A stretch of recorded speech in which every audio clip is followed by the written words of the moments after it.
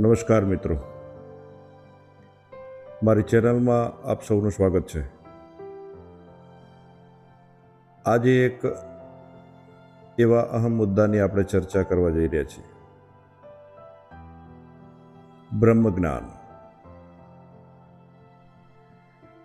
સાચા અર્થની અંદર બ્રહ્મ જ્ઞાન કોને કહેવાય? ઋષિ મુનિઓને થયેલું જે જ્ઞાન છે એને આપણે બ્રહ્મ જ્ઞાન કહીએ. અગમ નિગમની જેને જાણ થઈ હોય એને બ્રહ્મ જ્ઞાન કહીએ. આ બધી વાતો શાસ્ત્રોમાં, પુરાણોમાં, વેદોમાં આપણે સાંભળી અને એના ઉપર વિશ્વાસ રાખ્યો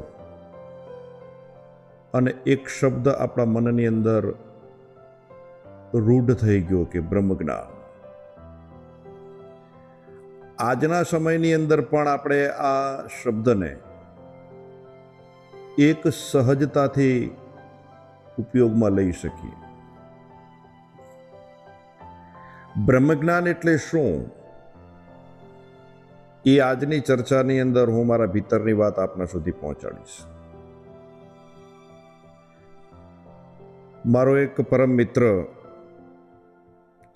ઘણી વખત એમ કહેતો હોય કે આવે સૌ સત્સંગમાં, કોઈ સૂવે ને કોઈ જાગે. આવે સૌ સત્સંગમાં, કોઈ સૂવે ને કોઈ જાગે, પણ આમ ઘેરામાં કરીએ ઘા તો કોકને તો વાગે. એ જે વાગે અને કોકને વાગે એ વાગી જાય બ્રહ્મજ્ઞાન. સ્વાભાવિક રીતે કોઈ કથા હોય કે કોઈ ભજન સત્સંગ હોય તો એમાં ઘણા બધા લોકો આવતા હોય, પણ બધાને કાંઈ સત્સંગનું જ્ઞાન એ મળી જાય અને બધા લઈને ઘરે જાય એવું નથી હોતું. પણ એમાંથી કોકને લાગી જાય. હવે હું સહજ બ્રહ્મજ્ઞાનની વાત કરું. પેલી તો આપણે વાત કરી, આવે સૌ સત્સંગમાં, કોઈ સૂવે ને કોઈ જાગે, પણ આમ ઘેરામાં કરીએ ઘા તો કોકને તો વાગે. આ જે વાગવાપણું છે ને એ ગમે ત્યારે તમને મને વાગી જાય. બ્રહ્મજ્ઞાન માટે કોઈ એવું ટ્યુશન કે કોઈ એવી કોલેજ નથી કે જેમાંથી આપણને આ જ્ઞાન મળતું હોય, પણ ગમે ત્યારે સહજતાથી આ જ્ઞાન પ્રાપ્ત થઈ જાય. કેવી રીતે? એક નાનકડી વાત મને યાદ આવે છે કે ઘણા સમય પહેલાં રાજઘરાનાની અંદર અંતઃપુરમાં એક દાસી એ રાણીવાસમાં એ લોબી ઉપરથી પસાર થતી હતી અને પટરાણીના રૂમની અંદર એને નજર કરી. ત્યારે મહારાણી હાજર નથી, પણ એ રૂમને સજાવેલો જોઈ અને આ દાસી ઘડીક વાર માટે ચકિત થઈ ગઈ. એને આજુબાજુ નજર કરી, કોઈ જોતું નથી. એને ખાતરી કરી અને એ રૂમની અંદર પ્રવેશ કર્યો. એણે મખમલથી બિછાવેલો ઢોલિયો છે. એટલે આ દાસીને એમ થયું કે ઓહો, મારા એવા નસીબ ક્યાંથી કે હું આ ઢોલિયા ઉપર બેસી શકું. એટલે એને કોઈ આજુબાજુ નજર કરી, કોઈ જોતું નથી. એની ખાતરી કર્યા પછી એ ઢોલિયા ઉપર ઘડીક બેઠી, આમ આડી પડી. બરોબર એને ઢોલિયા ઉપર બેસીને થોડુંક આમ આડું પડવું અને બીજી દાસીનું એને જોઈ જવું.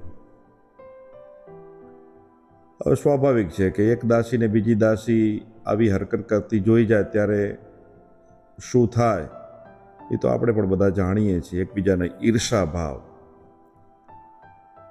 એટલે એ જે જોઈ જનારી દાસી છે ને એને મહારાણીને ચાડી કાઢી કે રાણીબા, તમારા મખમલથી બિછાવેલા ઢોલિયા ઉપર ફલાણી દાસી એમ કે સૂતી હતી.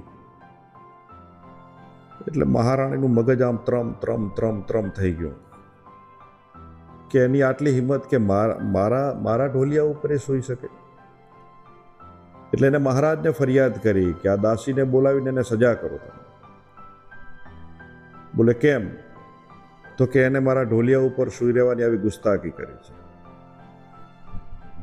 મહારાજે રાણીના કહેવાથી પેલી દાસીને ભરી સભાની અંદર બોલાવવામાં આવે. કચેરી ભરેલી છે. દાસી હોલાની જેમ ફરક ફરક ફરક ફરક આમ ધ્રુજે છે. એટલે મહારાજે કહ્યું કે ત્યાં ગુનો કર્યો, સાચી વાત? તો દાસી કહે છે કે માય બાપ, મારાથી આ ભૂલ થઈ, પણ મને માફ કરો. સબળ ક્ષમા નિગર વધની કોમલ વિદ્યાવંત, બહુ ભૂષણ ये तीन है बाकी ઉપજત ખપત અનંત. હું માફીને પાત્ર છું, મને માફ કરો, હું માફી માગું છું. પણ માને તો રાજા સના. મહારાજે કીધું કે નહીં, આજે તે આવડી ભૂલ કરી છે, કાલ તું બહુ મોટી ભૂલ કરે, એટલે તને સજા મળવી જોઈએ. હવે એક નારી સહજ દાસી છે અને મહારાજે એને આવડી ભૂલની સજા ફરમાવી અને સૈનિકને હુકમ કર્યો કે આના શરીર ઉપર 20 ચાબુકના ફટકા મારો, એ એની સજા. 20 ચાબુક ફટકારવાની સજા મહારાજ દ્વારા સંભળાવવામાં આવી. આખી કચેરી સ્તબ્ધ થઈ ગઈ. બધાને એમ થયું કે નારી સહજ છે, 1-2 ચાબુકના ફટકા પણ ન સહન કરી શકે, અને 20 ચાબુક. પણ રાજાનો હુકમ હતો. ચાબુકના ફટકા મારવાનું ચાલુ થયું. 1, 2, 3, જેમ જેમ ચાબુકના ફટકા પડતા જાય છે તેમ તેમ દાસી બૂમ બરાડા પડે છે, માય બાપ મને માફ કરો, મારી ભૂલ થઈ ગઈ, હવે પછી હું આવી ભૂલ નહીં કરું. પણ તેમ તેમ ચાબુકના ફટકા આગળ વધતા જાય છે. 8, 9, 10. જેમ જેમ ચાબુકના ફટકા પડે છે તેમ તેમ દાસી બહુ બૂમ પાડે છે. પણ હવે જુઓ, 11મો ફટકો દાસીના શરીરમાંથી, દાસીના બરડા ઉપર પડ્યો, ત્યાં દાસી સ્તબ્ધ થઈ ગઈ. 12મો પડ્યો, ત્યાં દાસીના ચહેરા ઉપર જે દુઃખ હતું એના બદલે આમ આમ થોડીક મલકાટની ચહેરાવૃત્તિ આવી. 13મા ફટકે તો દાસી ધીરે ધીરે દાંત કાઢવા લાગી. 14મા ફટકે તો ખે કરી દાંત કાઢવા લાગી. હવે ન માનવા જેવી જ્યારે બાબત સામે આવી એટલે મહારાજ પણ સ્તબ્ધ થઈ ગયા કે 10 ચાબુક સુધી તો આ દાસી માફીની ભીખ માંગતી હતી ને 11મી ચાબુકથી 14 ચાબુક સુધીમાં દાંત કાઢવા લાગી. એટલે મહારાજે સૈનિકનો હુકમ કર્યો કે ચાબુકની સજા આપવાનું બંધ કરો. બોલે કેમ? તો કે મારે જાણવું છે.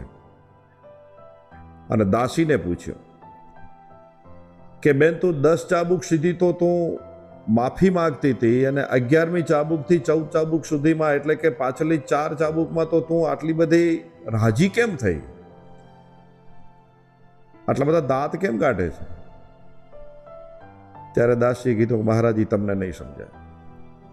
બોલે નહીં, મને કે. ત્યારે દાસીએ કહ્યું, મહારાજ, તમારા તરફથી મળેલી મને 20 ચાબુકની સજા, એમાં આપના હુકમથી સૈનિક દ્વારા જે મને 10 ચાબુક જ્યારે પડી ત્યાં સુધી મારું અજ્ઞાન હતું, પણ 11મા ચાબુકના ફટકાથી મને બ્રહ્મજ્ઞાન થયું છે. જો હવે આ બ્રહ્મજ્ઞાન થાય છે. હે તો કે મને 11મી ચાબુકથી બ્રહ્મજ્ઞાન થયું છે, એટલે હું સ્તબ્ધ થઈને હવે દાંત કાઢું છું. તો કે તને પીડા નથી થતી પછી? તો કે ના, પછી મને પીડા નથી થતી. 10મી ચાબુક સુધી મને અજ્ઞાન હતું, ત્યાં સુધી મને પીડા થતી હતી, પણ 11મી ચાબુકથી મને બ્રહ્મજ્ઞાન થયું એટલે પછી મને કોઈ પીડા નથી થતી. તો કે એવું કેવું બ્રહ્મજ્ઞાન? હું જાણી શકું એ બ્રહ્મજ્ઞાનને? જા, તને સજા માફ છે, પણ મને બ્રહ્મજ્ઞાન કે. અને સાહેબ, બ્રહ્મજ્ઞાન કોને ન ગમે?